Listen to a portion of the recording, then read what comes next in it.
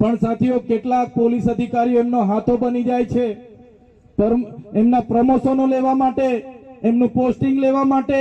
આજે એમણે જે શપથ લીધા હતા સુરક્ષા પૂરી પાડવાની, શાંતિ પૂરી પાડવાની, સલામતી પૂરી પાડવાની, એ પૂરી નથી પાડતા. ગુજરાતની જે ઈમાનદાર પોલીસ છે, નિષ્ઠાવાન પોલીસ છે, પોતાની ઈમાનદારીથી નોકરી કરે છે, એને ચૈતર વસાવાના કડક હાથે હું સલામ કરું છું.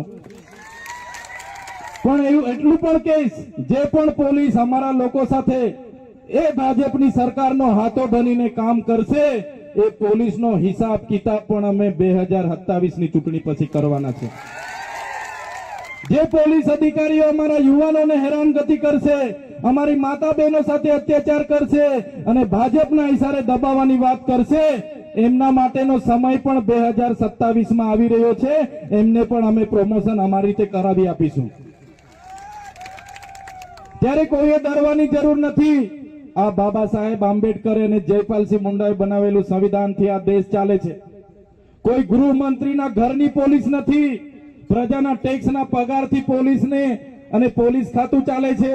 કલેક્ટર હોય કે તલાટી હોય, ધારાસભ્ય હોય કે મંત્રી હોય, સાંસદ હોય કે તંત્રી હોય કે મુખ્યમંત્રી હોય, બધાનો પગાર તમારા ટેક્સમાંથી આવે છે.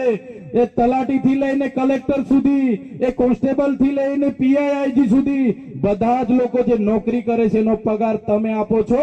એટલે કોઈને ડરવાની જરૂર નથી. આ ચૈતર વસાવાની સાથે રહેજો.